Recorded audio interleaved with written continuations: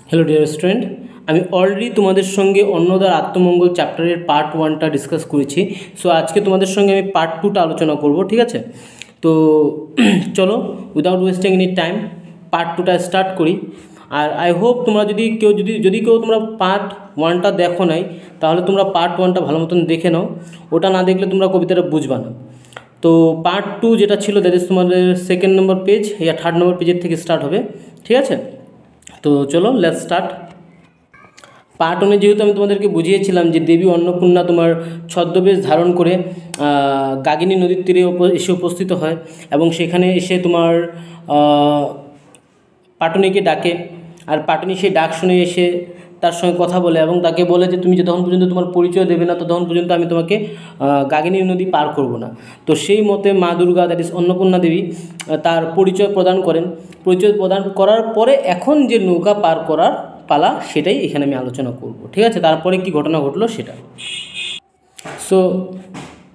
So ঈশ্বরী পাটনি দেবী অন্নপূর্ণার পরিচয় পাওয়ার পর, অর্থাৎ ছদ্মবেশী রূপে আসা কুলবধূর পরিচয় পাওয়ার পর ঈশ্বরী পাটনি তাকে নিয়ে যেতে রাজি হন এবং বলেন যে নিয়ে যেতে তো তোমাকে যাব আমি, দ্যাট ইজ গাগিনী নদীর পাড়ে তো নিয়ে যাব, কিন্তু তার পারিশ্রমিক হিসাবে তুমি আমাকে কত দেবে? তো তখন সেই উত্তরে মা দুর্গা বলল, কি বলেছিল, দ্যাট ইজ অন্নপূর্ণা দেবী বলেন, দেবীকণ দিব আগে পারে লয়ে চলো, যার নামে পার করে ভব পারাবার, ভালো ভাগ্য পাটুনি তাহারে করে পার। দেবীকণ দিব আগে পারে লয়ে চলো, যার নামে পার করে ভব পারাবার, ভালো ভাগ্য পাটুনি তাহারে করে পার। তো দেখো এখানে কথাটা দেখো, যেই ভবানী অর্থাৎ শিবের স্ত্রী বা অন্নদা বা মা দুর্গা, যার নাম করে তার আগের লাইনটা তোমার অ্যাকচুয়ালি যখন বলেন যে ঈশ্বরী পাটনি জিজ্ঞাসা করেন যে তুমি আমাকে পারিশ্রমিক হিসাবে কত টাকা দেবে, ঠিক আছে? তো তখন মা দুর্গা বলে ঠিক আছে তোমাকে দেবো, তুমি আগে আমাকে পারে তো নিয়ে চলো, তুমি পারে নিয়ে যাবে তখনই তোমাকে আমি পারিশ্রমিক দেবো। তো তারপরের যে লাইনটা আছে যে যার নামে পার করে ভব পারাবার, ভালো ভাগ্য পাটুনি তাহারে করে পার। তো এই কথাটির অর্থ কী? এই কথাটির অর্থ সিম্পলি, তো নর্মালি কী হয়, যার নামে পার করে ভব পারাবার। তো এখানে আমি যদি বলি, দেখো আমাদের এই যে জীবনটা, এই যে পৃথিবীর মধ্যে আমরা যে জীবন অতিবাহিত করছি আমাদের মনুষ্য শরীর নিয়ে, তো এই মনুষ্য শরীর নিয়ে যে জীবনটা অতিবাহিত করছি সেটা একটা বিশাল সমুদ্রের মতো। অর্থাৎ এই সমুদ্রকে পার করার জন্য, অর্থাৎ সমুদ্র মানে এখানে এই জীবনটাকে, এই জীবন থেকে মুক্তি পাওয়ার জন্য আমরা কার প্রার্থনা করি? দ্যাট ইজ ভবানী, ভবসিন্ধু, ঠিক আছে? ভবসিন্ধু পার করার জন্য মা ভবানীর আমরা প্রার্থনা করি যে আমাদেরকে এই জীবনের বিশাল দুস্তরময় জীবন থেকে আমাদেরকে পরিত্রাণ দিক, রেহাই দিক। তার জন্য আমরা প্রার্থনা করি, বা যিনি হলো পরিত্রাণ দাতা, যিনি আমাদেরকে ভবসিন্ধু পার করতে সাহায্য করে, সে আজকে, ঠিক আছে, এই ঈশ্বরী পাটনির কাছে এসেছে শুধুমাত্র গাগিনী নদীর পার করার জন্য। তো এটা একটা সাধারণ কথা নাকি? নিশ্চয়ই সাধারণ কথা না, ঠিক আছে? এর জন্য এখানে বলছে যে যার নামে পার করে ভব পারাবার, ভালো ভাগ্য পাটুনি তাহারে করে পার। তো দেখো, যেই ভগবানের নাম ধারণ করে আমরা সবসময় প্রে করি যাতে আমরা এই ভবসিন্ধু পার করতে পারি, তাকে পার করছে কি আজকে সাধারণ নদী, দ্যাট ইজ তোমার ঈশ্বরী পাটনি। তো ঈশ্বরী পাটনি এই জিনিসটা করতে পারছে কেন? কারণ তার ভাগ্য খুবই ভালো। যার দর্শনের জন্য আমরা দিনরাত্র অপেক্ষা করি, সেই ঈশ্বর, সেই ভগবান, সেই ভবানী তোমার আজকে শুধু একটা সাধারণ মানুষের, সাধারণ নারীর রূপ ধারণ করে ঈশ্বরী পাটনির কাছে এসেছে গাগিনী নদী পার করার জন্য। তো এটার জন্য তো বিশাল একটা ভাগ্যের প্রয়োজন না? খুবই ভালো ভাগ্যের প্রয়োজন। তো এই কথাটা এখানেই বলেছে, সেটাই। এরপরে বসিলা নায়ের বারে নামাইয়া পদ, কিবা শোভা নদীতে ফুটিল কোকনদ। লাইনটা দেখো, বসিলা নায়ের বারে নামাইয়া পদ, কিবা শোভা নদীতে ফুটিল কোকনদ। দেন এরপরে বলছি কি তোমার, কিবা শোভা নদীতে ফুটিল কোকনদ, পাটনি বলিছে মাগো বৈশ্য ভালো হয়ে, পায়ে ধরি কি জানি কুমিরে যাবে লয়ে। পাটনি বলিছে মাগো বৈশ্য ভালো হয়ে, পায়ে ধরি কি জানি কুমিরে যাবে লয়ে। ভবানী কহেন তোর নায়ে ভরা জল, ভবানী কহেন তোর নায়ে ভরা জল, আলতা ধুইবে পদ কোথা থুবো বল। তো লাইনটা আবার আমি পড়ে দিচ্ছি, তারপর তোমাদেরকে এক্সপ্লেনটা করছি, ঠিক আছে। তো এখানে কী বলছে দেখো, পাটুনি বলিছে মাগো বৈশ্য ভালো হয়ে, পায়ে ধরি কি জানি কুমিরে যাবে লয়ে, ভবানী কহেন তোর নায়ে ভরা জল, আলতা ধুইবে পদ কোথা থুব বল। তো দেখো এখানে তোমার কথাটা হলো এটাই যে যখন মা দুর্গা ঈশ্বরী পাটুনির কথা মতে তিনি নৌকাতে আসলেন, এসে কি করলেন, নৌকার এক ধারে গিয়ে, ধারে মানে এখানে তোমার এখানে আছে ওয়ার্ডটা, দ্যাট ইজ নায়ের বারে মানে একটা পাশে গিয়ে তিনি বসলেন, ঠিক আছে। বসলেন কীভাবে, দ্যাট ইজ পা ঝুলিয়ে বসলেন, ঠিক আছে। তো এইখানে হচ্ছে যে তোমার পাটুনি বলেছে মাগো বৈশ্য ভালো হয়ে, সরি বসিলা নায়ের বারে নামাইয়া পদ। তো মা দুর্গা কী করলেন, তার পা দুটো ঝুলিয়ে নৌকার মধ্যে উঠে বসলেন, ঠিক আছে। তো তখন মা দুর্গার সেই বসার ভাব দেখে তিনি যেভাবে বসেছিলেন, দ্যাট ইজ নৌকার দিকে এইভাবে বসেছিলেন, পাটা জলের মধ্যে ঝুলিয়ে দিয়ে, জলের দিকে ঝুলিয়ে দিয়ে, ঠিক আছে। তো তখন ঈশ্বরী পাটুনি বললেন, মা গো, পাটুনি বলছে মা গো বৈশ্য ভালো হয়ে, তুমি সাবধানে বসো, পায়ে ধরি কি জানি কুমিরে যাবে লয়ে। তো মা দুর্গা যেভাবে বসেছেন, তো নদীর মধ্যে, সেই নদীর মধ্যে বলেছে কুমির ছিল, ঠিক আছে। তো মা দুর্গা যেভাবে বসেছে, তো কুমিরের ভয় আছে, তো ওইভাবে বসলে যদি কুমির এসে তাকে নিয়ে যায়, তো তার জন্য ঈশ্বরী পাটুনি বলছেন মা গো তুমি সাবধানে বসো, যেহেতু জলের মধ্যে কুমির আছে, কুমির তোমাকে নিয়ে যেতে পারে, ঠিক আছে।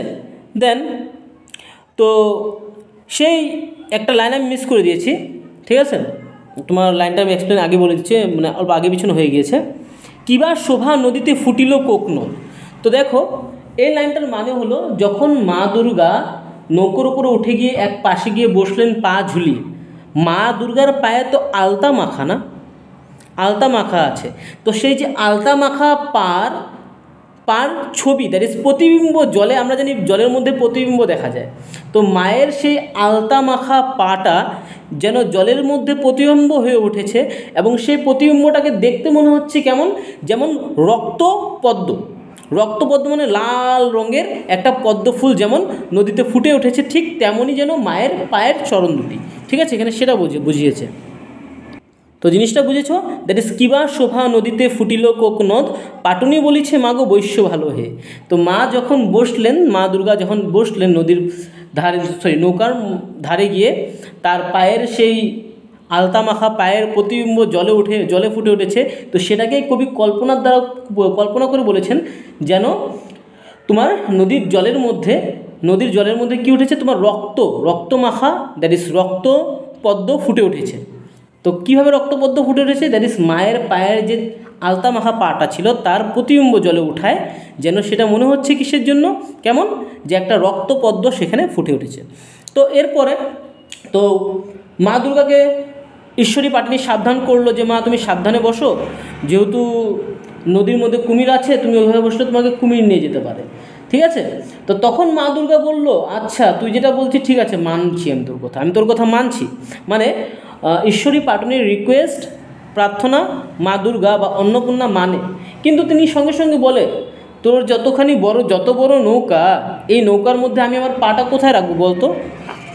তো মা দুর্গা বলছে যে তোর যত বড় নৌকা, এই নৌকার মধ্যে আমি আমার পাটা কোথায় রাখবো, কারণ নৌকাটা তো ছোট, বেশি বড় না, আর নৌকার ভিতরে যে তিনি পা রাখবেন, তোমরা ভালো মতনই জানো, যখন নৌকো চালানো হয় নৌকার মধ্যে জল ওঠে, তো অলরেডি নৌকার মধ্যে জল উঠেছে সামান্য পরিমাণে, তো সেখানে যদি তিনি তার পাটা রাখে, তাহলে তার যে সুন্দর পায়ে আলতা মাখা হয়েছে, সেই আলতাটা তো ধুয়ে যাবে, তাই না।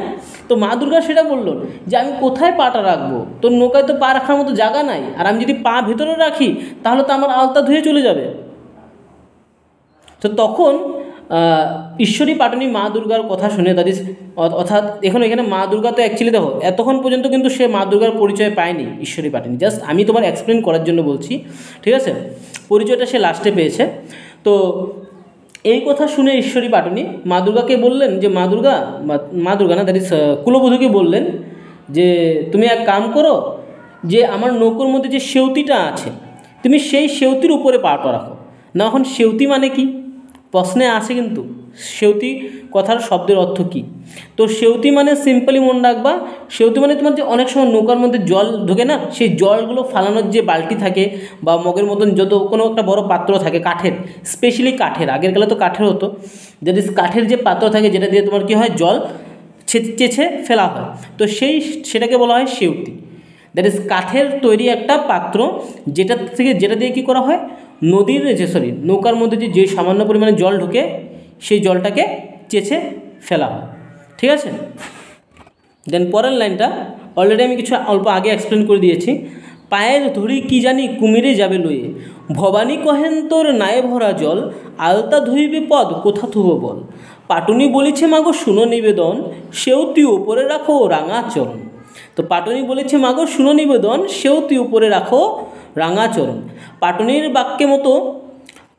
বাক্যে মতো হাসিয়া অন্তরে, রাখিলা দুখানি পদ সেউতি উপরে। বিধুবিষ্ণু ইন্দ্রচন্দ্র যে পদ পাটুনির বাক্য মতো হাসিয়া অন্তরে, রাখিলা দুখানি পদ সেউতি উপরে। বিধিবিষ্ণু ইন্দ্রচন্দ্র যে পদ ধোয়ায়, হৃদয় ধরি ভূতনাথ ভূতলে লটায়। কি সুন্দর লাইন বলেছে। দ্যাট ইজ পাটুনির বাক্যে মতে হাসিয়া অন্তরে, রাখিলা দুখানি পদ সেউতি উপরে। বিধুবিষ্ণু ইন্দ্রচন্দ্র যে পদ ধোয়ায়, হৃদয় ধরি ভূতনাথ ভূতলে লুটায়। তো দেখো কি কথা। তো মাতা অন্নপূর্ণা তোমার ঈশ্বরী পাটুনির নিবেদনে, রিকোয়েস্টে তিনি তার সেই রাঙা চরণ, আলতা মাখা চরণটা সেই সেউতির উপরে রাখলেন। ঠিক আছে, তো এখানে কবি বলছেন যে ঈশ্বরী পাটুনির কি ভাগ্য দেখো, কারণ সেই কুলবধূ তো আর অন্য কেউ না, সে তো স্বয়ং মা দুর্গা, ভবানী, স্বয়ং ভোলানাথের অর্ধাঙ্গিনী। তো সেই মা দুর্গার পা দুটো তিনি ঈশ্বরী পাটুনির কথা মতে তিনি সেউতির উপরে রেখে দিয়েছেন। আর সেই পা দুটোকে তোমার বিষ্ণু ঠাকুর বলো, ইন্দ্র বলো, চন্দ্র বলো, যারা সবসময় পাটাকে ধোয়ায়, তার পূজা অর্চনা করে, এবং ইভেন যার পায়ের তলে পড়েছিল কে, যখন মা কালী রূপ ধারণ করেছিলেন দেবী দুর্গা, যখন তিনি সম্পূর্ণ সৃষ্টিকে ধ্বংস করার জন্য আগে বেড়ে যাচ্ছিলেন, তখন তাকে আটকানোর জন্য তোমরা জানো স্বয়ং ভোলানাথ কী করেছিলেন, তার পথের মাঝখানে এসে শুয়ে পড়েছিলেন। আর যখন তিনি অজান্তে হঠাৎ করে কী, যেহেতু মা দুর্গা তো ভাবছিলেন যে যত মানুষ আছে সব সামনে তার মৃতদেহ, তাই না? মা কালী যখন রূপটা ধারণ করেছিলেন তিনি তো ভাবছিলেন যে সব তো মৃতদেহ, তাই তিনি তাদের সবের উপরে, দ্যাট ইজ দেহের উপরে পাও দিয়ে যাচ্ছিলেন। আর ভোলানাথ চালাকি করে সেই সব দেহর মধ্যে গিয়েই তিনি নিজে গিয়ে শুয়ে পড়েছিলেন, যাতে তাকে আটকাতে পারে। তো এইভাবে তিনি সব দেহে পাড়া দিয়ে যেতে হঠাৎ করে ভোলানাথের বুকের উপরে পা দিয়ে দেন। আর যখনই তিনি বুকের উপরে পা দেন, তখনই তোমরা যদি দৃশ্যটা দেখেছো, তার একটা জিনিস বের হয়, দ্যাট ইজ এই জিহ্বাটা বের হয়। আর তখনই কিন্তু মা কালীর সেই রূপটা দেখা যায়, যে যখন ভোলানাথ মা কালীকে আটকানোর জন্য নিচে শুয়ে পড়ে মাটিতে, আর মা কালী তাকে অজান্তে তার বুকের মধ্যে পা দেয়, তখনই তার জিহ্বাটা বের হয়ে আসে। তো এখানে এই কথাটাই বলেছেন যে, কোথায় গেল, পাটুনি বলিছে মাগো বৈশ্য ভালো হয়ে, পায়ে ধরে কি জানি কুমিরে যাবে লয়ে, ভবানী কহেন তোর নায়ে ভরা জল, আলতা ধুইবে পথ কোথায় বল। পাটুনি বলেছে মাগো শুনো নিবেদন, সেউতি উপরে রাখো রাঙাচরণ। পাটুনির বাক্য মতো হাসিয়া অন্তরে। তো পাটুনির সেই কথা শুনে মা অল্প অল্প হাসলো অন্তরে। ঠিক আছে, কেন হাসলো? পাটুনি তো রিকোয়েস্ট করেছিল যে মা তুমি পা উঠিয়ে রাখো, কুমির তোমাকে নিয়ে যাবে। দেখো, যে সম্পূর্ণ জগৎকে আশ্রয় প্রদান করে, যে সম্পূর্ণ জগৎকে রক্ষা করে আছে, তাকে বলে সাধারণ একটা কুমির এসে নিয়ে যাবে। তো এটা তো নর্মালি একটা সাধারণ কথা না, হাসি ঠাট্টার কথা বা হাসার কথা। তো তাই মা অন্নপূর্ণা অল্প হেসে অন্তরে, তথাপি হাসেন, মুখে ভিতরে হাসেন। হেসেও তিনি কি করেন, তোমার যে ঈশ্বরী পাটুনির নিবেদন ছিল, সেই নিবেদনটাকে রক্ষা করেন, এবং তিনি তার পা দুটো সেখানে সেই সেউতির উপরে রাখেন। আর সেউতির উপরে রাখা মাত্র জানোই সেউতিটা কী হয়, সোনার সেউতিতে পরিণত হয়। ঠিক আছে, তো এখানে এই কথাটাই বলেছেন যে তোমার, অ্যাকচুয়ালি আমি অল্প আগে গিয়েছি, অ্যাডভান্সে বলে দিচ্ছি তোমাদেরকে, বাট যেই আগের লাইনটা বললাম যে পাটুনি বলেছে মাগো শুনে নিবেদন, সেউতি উপরে রাখো ও রাঙাচরণ। পাটুনির বাক্য মতো হাসিয়া অন্তরে, রাখিলা দুখানি পদ সেউতি উপরে। তো তারপরে লাইনটা যে ছিল, বিধি বিষ্ণু ইন্দ্রচন্দ্র যে পদ ধোয়ায়, দ্যাট ইজ বিধি বিষ্ণু ইন্দ্রচন্দ্র যে পদ ধোয়ায়। ঠিক আছে, তো বোঝা গেল, বিধি বিষ্ণু ইন্দ্র চন্দ্র যে পদ হয় হৃদে ধরি ভূতনাথ ভূতলে লোটায়। তো এই যে কথাটা আমি মাত্র বলে দিলাম যে যার পা স্বয়ং ইন্দ্র চন্দ্র বিষ্ণু এরা ধুয়ে দেয়, মানে জল দিয়ে ধুয়ে দেয়, তাকে পূজা অর্চনা করে, এবং ভোলানাথ যাকে আটকানোর জন্য নিজে তার বুকের উপরে তার পা দুটো নেয়, সেই মা অন্নপূর্ণা একজন সাধারণ ঈশ্বরী পাটনির রিকোয়েস্টে প্রার্থনায় তার পা দুটো সেই সেতুর উপরে রাখলো। তো সেটা তো একটা সাধারণ ঘটনা নয়, সেটা একটা অসাধারণ ঘটনা। এরপরে সে পদ রাখিলা দেবী সেউতি উপরে, তার ইচ্ছা বিনা ইথে কি তপ সঞ্চরে। তো এখানে এই কথাটা বলেছেন যে মা দুর্গা যদি না চায় তার দ্বারা এই কাজ করানো কি সম্ভব নাকি? নিশ্চয়ই না। যে যেই পা দুটিকে তোমার বিষ্ণু চন্দ্র ইন্দ্র স্বয়ং ভোলানাথ পর্যন্ত পুজো করে বা সম্মান করে বা পূজা অর্চনা করে, সেই দুটি পা তিনি ঈশ্বরী পাটনির কথায় সেই সেতুর উপর রাখছেন। এটা যদি মা দুর্গা যদি না চায়, মা অন্নপূর্ণা যদি না চায়, কারো সামর্থ্য আছে তাকে এই জিনিসটা করানোর? নিশ্চয়ই না। তো এখানে সেটাই বলেছেন, তার ইচ্ছা বিনা ইথে কি তপ সঞ্চরে, সেউতিতে পদ সেউতিতে পদ দেবী রাখিতে রাখিতে সেউতি হইল সোনা দেখিতে দেখিতে। তো যে কথাটা আমি অলরেডি বলেছি, মা দুর্গা অর্থাৎ অন্নপূর্ণা তার পা দুটো সেই সেউতির উপরে রাখার মাত্রই তোমার কি হলো, সেউতিটা সোনার সেউতিতে পরিণত হলো। অর্থাৎ সরি ফর দ্য নয়েজ। তো তোমার যেই কাঠের সেউতি ছিল সেই সেউতিটা কিসের মধ্যে পরিণত হলো? সোনার সেউতিতে পরিণত হলো। এখানে সেই কথাটা বলা হয়েছে, ঠিক আছে। দেন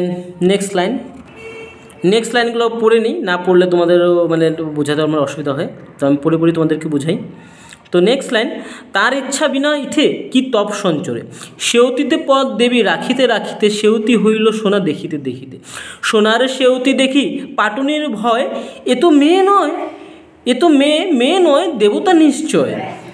তীরে উতরিল তরি তারা উতরিলা, পূর্বমুখে সুখে গজগমনে চলিলা। সেউতি লইয়া কক্ষে চলিল পাটনি, পিছে দেখি তারে দেবী ফিরিলা আপনি। সভয়ে পাটনি কহে চক্ষে বহে জল, দিয়াছ যে পরিচয় সে বুঝিনু ছল। হেরো দেখে সেউতিতে থুয়েছিল পদ। তো লাইনটা আবার পড়ি, আমার যেহেতু লাইনটা পড়তে ভালো লাগছে তার জন্য আমি আবার পড়ি। সেউতিতে পদ দেবী রাখিতে রাখিতে সেউতি হইল সোনা দেখিতে দেখিতে। সোনার সেউতি দেখি পাটনির ভয়, এ তো মেয়ে নয় দেবতা নিশ্চয়। তীরে উতরিল তরি তারা উতরিলা, পূর্বমুখে সুখে গজগমনে চলিলা। সেউতি লইয়া কক্ষে চলিল পাটনি, পিছে দেখি তারে দেবী ফিরিলা আপনি। সভয়ে পাটনি কহে চক্ষে বহে জল, দিয়াছ যে পরিচয় সে বুঝিনি ছল। হেরো দেখো সেউতিতে থুয়েছিলা পদ। তো এই লাইনটা বলছি মিনিংটা। সো এতখানি শব্দের মিনিং আমি একবারে বলে দিই। তো তোমার এইখানে বলছে কি যে যখনই তোমার মা দুর্গা সেই সেউতিতে পাটা রাখলো, পা রাখার সঙ্গে সঙ্গে সেতুটা কী হলো, সোনার সেতুতে পরিণত হয়ে গেল। তো যখনই ঈশ্বরী পাটনি সেটাকে দেখলো যে ভাই এই কাঠের সেতুটা সোনার মধ্যে পরিণত হলো, তার মনে মনে ভয় সঞ্চার হলো, ভাই নিশ্চয়ই এ কোনো সাধারণ ব্যক্তি নয়, এ নিশ্চয়ই কোনো দেবী। না ছাড়া এই কাঠের সেতুটি কীভাবে তোমার সোনার সেতুর মধ্যে পরিণত হতে পারে, ঠিক আছে। তো সেটা দেখে ভয় করলো ঈশ্বরী পাটনি যে কীভাবে সেই সেতুটা তোমার সোনার সেতুর মধ্যে পরিণত হলো। তো এই যে মেয়েটা আছে কুলবধূ, সে সাধারণ কোনো কুলবধূ নয়, সে নিশ্চয়ই কোনো দেবতা, ঠিক আছে।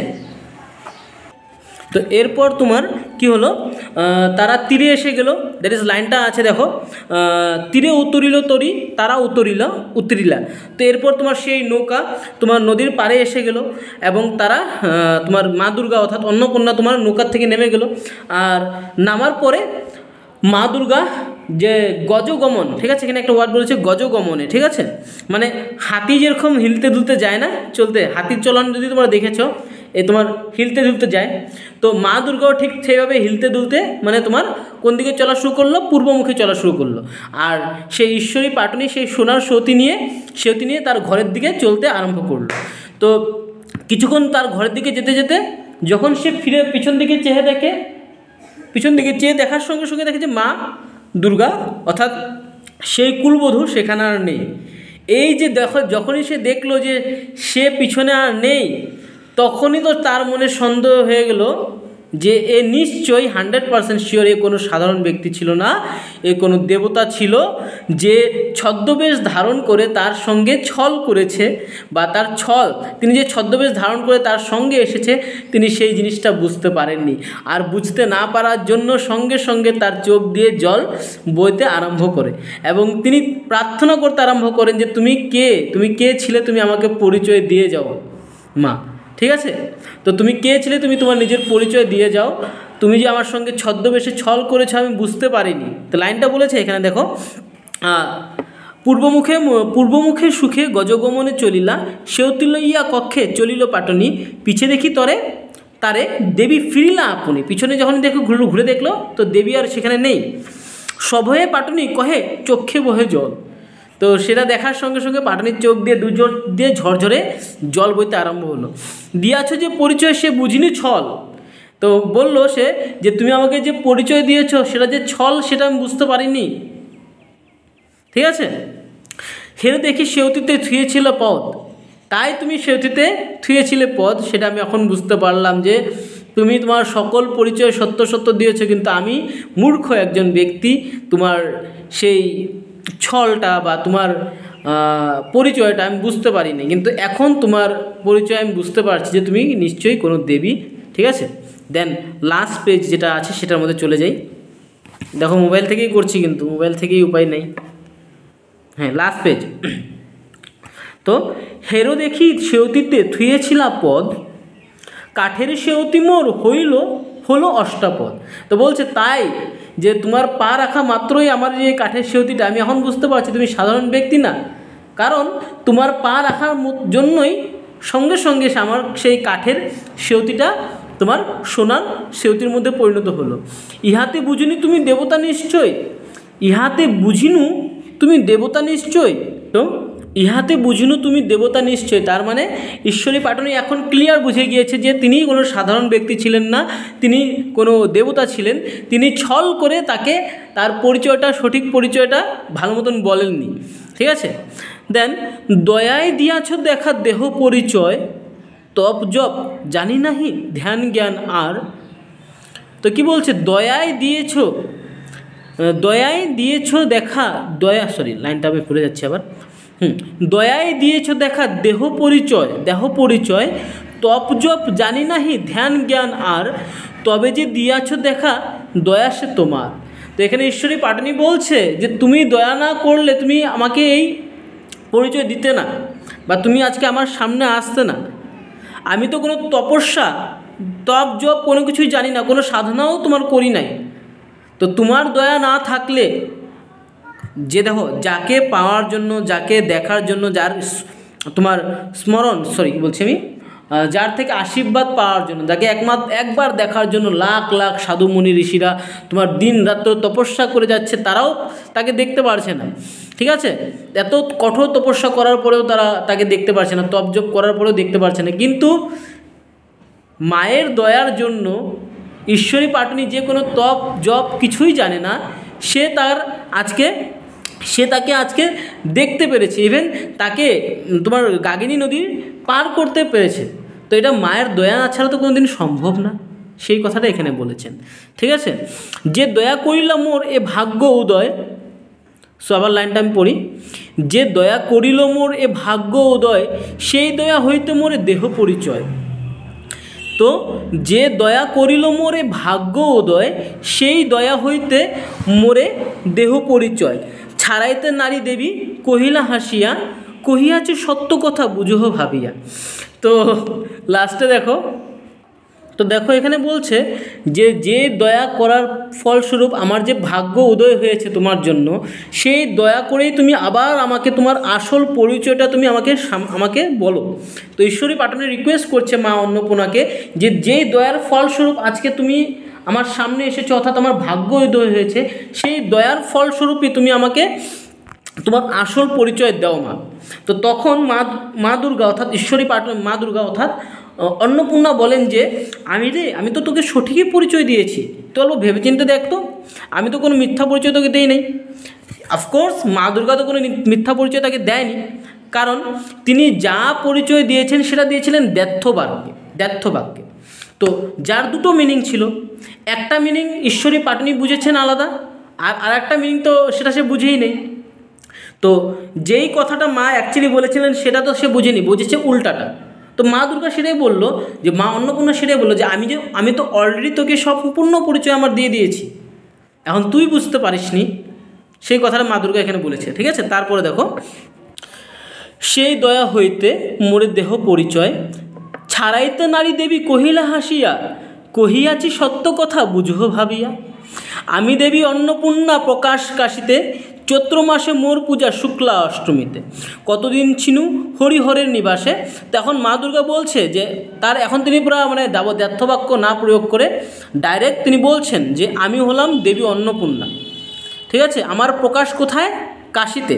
ঠিক আছে, এবং আমার পূজা কখন হয়? দ্যাট ইজ তোমার মনে রাখবা, দেবী অন্নপূর্ণার পূজা হয় তোমার চৈত্র মাসে। ঠিক আছে, চৈত্র মাসের শুক্লা অষ্টমীর দিন দেবী অন্নপূর্ণার কিন্তু পূজা হয়। তো তিনি সেটাই বলেছেন, আমি দেবী অন্নপূর্ণা প্রকাশে কাশীতে, চৈত্র মাসে মোর পূজা শুক্লা অষ্টমীতে। দেখো এখানে একটা ঘটনা আছে তোমার, অন্নপূর্ণা দেবী একবার কাশীতে প্রকাশিত হয়েছিল। ঠিক আছে, যখন মানে কাশীতে তোমার লোকদের অন্নের অভাব হচ্ছিল, তখন তোমার অন্নপূর্ণা দেবী কাশীতে প্রকট হয়েছিল। ইভেন তোমার কাশীর মধ্যে যে কাশীর অন্নপূর্ণা মন্দিরে তিনি কিন্তু প্রসিদ্ধ। ঠিক আছে, তো তিনি সেটাই বলেছেন যে আমি দেবী অন্নপূর্ণা প্রকাশে কাশীতে। ঠিক আছে, আর প্রত্যেক বছর চৈত্র মাসের শুক্লা অষ্টমীতে তার পূজা হয়। ঠিক আছে, এই কথাটা তিনি বললেন। এরপর কিছু বললেন নেক্সট, কতদিন ছিলাম আমি হরিহরের নিবাসে। তো তিনি বেশ কয়েকদিন হরিহরের নিবাসে ছিলেন, ছাড়িলাম তার বাড়ি কোন্দলের তাসে। তো এখানে কি বলছেন দেখো, মা দুর্গা বা অন্নপূর্ণা দেবীকে আমরা জানি, মা দুর্গা বা দেবীরা সেখানে অধিষ্ঠিত হন যেখানে তোমার একটা পরিবেশ অনুকূল থাকে, ভালো থাকে, যেখানের পরিবেশ একেবারে মঙ্গলময়, যেখানে অশুভ শক্তি নেই, সেই সব ক্ষেত্রে যেখানে ঝগড়া ঝামেলা নাই, হিংসা তারপর তোমার ক্রোধ, এইসব ভাব নাই, মলিনতা নাই, নোংরাতা নাই, কিছু নাই, সেখানে দেবীরা থাকে। তো এখানে কবি বলছেন যে আমি এতদিন একজন কার ঘরে ছিলাম? আমি এতদিন ছিলাম হরিহরের ঘরে, কিন্তু এখন আমি তার ঘর ত্যাগ করে চললাম। কারণ কিসের জন্য চললাম? বিকজ তার ঘরে কী হয়েছে? কোন্দলের ত্রাস। তার ঘরে ঝগড়া, অশান্তি, নানান ধরনের মলিনতা দেন তোমার হলো অসৎ কাম কার্য সব কিছু ঢুকে পড়েছে। তো যার জন্য মা আর সেখানে থাকছেন না, তিনি সেইখান থেকে সেই ঘর ছেড়ে সেই গৃহ ত্যাগ করে তিনি চলে যাচ্ছেন অন্য জায়গায়। তো অন্য জায়গায় কোথায় যাচ্ছেন? তো দেখো, কতদিন ছিনু হরিহরের নিবাসে, ছাড়িলাম তার বাড়ি কোন্দলের তাসে। কোন্দলের মানে ঝগড়া ঝামেলা। ঠিক আছে, ভবানন্দ মজুমদারের নিবাসে রহিব। তো মা দুর্গা হরিহরের বাড়ি ছেড়ে কোথায় যাচ্ছিলেন? ভবানন্দ মজুমদারের নিবাসে। তো তিনি যেখানে তার ভক্ত আবার তাকে ডেকেছে, যেখানে ভক্তরা তাকে প্রসন্ন করতে পেরেছে, তো তিনি সেই ভবানন্দ মজুমদারের বাড়িতে তিনি থাকার জন্য, অধিষ্ঠিত হওয়ার জন্য বা কিছুদিনের জন্য, আমরা যে একটা কথা বলি না কি, এই ঘরে লক্ষ্মী নেই, ওই ঘরে লক্ষ্মী নেই, লক্ষ্মী ছাড়া ঘর, এরকম যে আমরা বাঙালিদের মধ্যে একটা কথা আছে না, আমরা এই কথাগুলো বলি। তো লক্ষ্মী ছাড়া আমরা কখন বলি? যখন সেই ঘরের মধ্যে অমঙ্গল, তোমার খারাপ কাজ হয় তখন। তো ঠিক হরিহরের ঘরে ধরে নাও কোনো তোমার অমঙ্গল কাজ বা ঝগড়া ঝামেলা চলছিল, তার জন্য মা দুর্গা সেখানে সেই ঘর ত্যাগ করে তিনি চলে যাচ্ছেন কোথায়? এখন ভবানন্দ মজুমদারের বাড়িতে, অর্থাৎ অন্য ভক্তের বাড়িতে। ঠিক আছে, এই কথাটা বলেছে। দেন এরপরে, বর মাগো মনোমত যাহা চাহ দিব, প্রণমিয়া পাটুনি কহিছে জোর হাতে, আমার সন্তান যেন থাকে দুধে ভাতে। ভবানন্দ মজুমদার নিবাসে রহিব, বর মাগো মনোমত যাহা চাহ দিব, প্রণমিয়া পাটুনি কহিছে জোর হাতে, আমার সন্তান যেন থাকে দুধে ভাতে। ইস, এরপরে মা দুর্গা বলছে যে আজকে তোমাকে আমি পরিচয় দিলাম, নিজের পরিচয় আমি দিলাম, তো তুমি আমার কাছে বর মাঙ্গো। তুমি কি চাও? তুমি কি আমার কাছে চাও? তুমি বর মাঙ্গো। তুমি যা বর চাইবে, তোমার মনোমতো তুমি যা বর চাইবে, তোমাকে আমি সেই বর দেব। ঠিক আছে, মানে যা বর তিনি চাইবেন, অর্থাৎ ঈশ্বরী পাটুনি মা দুর্গার কাছে, অর্থাৎ দেবী অন্নপূর্ণার কাছে যা বর চাইবে তিনি সেই বরই তাকে প্রদান করবে। তো এই কথা শোনা মাত্র ঈশ্বরী পাটুনি কী করলো? তার কর জোর করে, অর্থাৎ যেখানে বলেছে লাইনটা দেখো, প্রণামিয়া পাটুনি কহিছে জোর হাতে। তো মা দুর্গাকে প্রণাম করে জোর হাতে তিনি তার বর চাইছেন। অর্থাৎ বর মানে তো তোমরা জানোই, ভগবানকে যখন প্রসন্ন করা হয়, আগের কালে যদি কথা বলা হয়, ভগবানকে প্রসন্ন করলে বা তারা কী করে, তাদের ভক্তদেরকে বর প্রদান করে।